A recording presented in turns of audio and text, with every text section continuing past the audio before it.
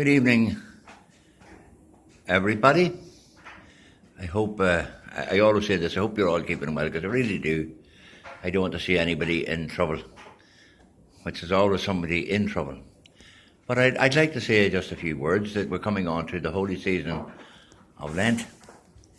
And after Tuesday, traditionally, we have Throne Tuesday. A lot of pancakes are made and getting rid of excess food, because at midnight that night you start for Ash Wednesday. Your local churches will be blessing the ashes.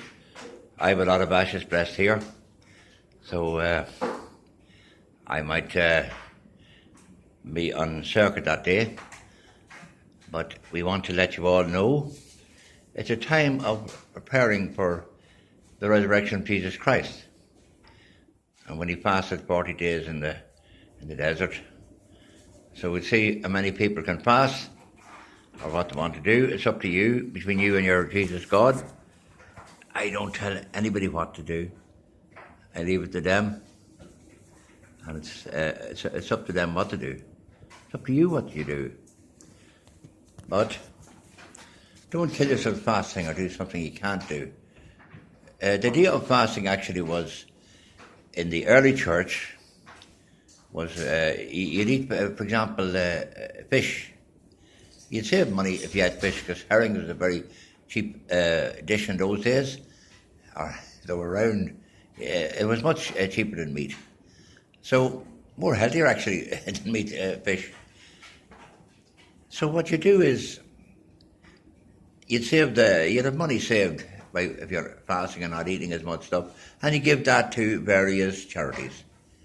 So I always like to see people giving to the charities can be used direct, not for chief executive officers taking most of the money out of the charity. In the United Kingdom, it's about 5% is all you're supposed to give to a charity. So think, when you're giving to a charity, if you knew some priest maybe out in the missions, you could send the money direct to him and save a lot of messing. So it's up to yourself, or you can go by troker if you want. I'm not going to tell anyone what to do, but just letting you know. There's a lot of hooks out there loving to get money. And you see a fella knocking your door with a collar and tie on him, he's not there for a joke. He's making a wage. And there's a lot of people then we know killing themselves in involuntary associations, and they're not getting any money out of it.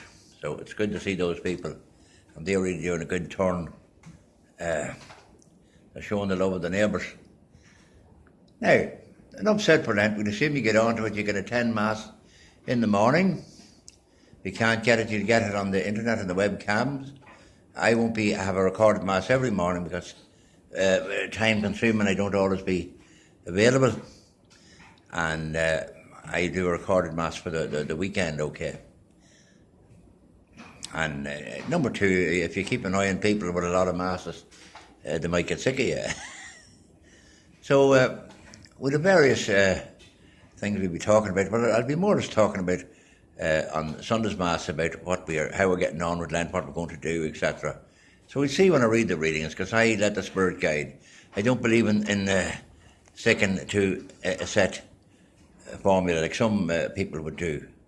Like in academic writing, you would have to stick to something set and continue it. I'll start with it and see how the argument develops. So with that, there might be snow. I don't know what snow is going to be like in Cooley Peninsula, but I sympathise with all those people that have died, and it's really hard to sympathise when you're worldwide, because it's every day there's people dying and getting sick and needed healing, and people arguing and fighting and countries fighting. So we need to pray for peace. And with this Brexit coming now, I would ask everybody to pray for a good outcome to it, because to me, Brexit means trouble for the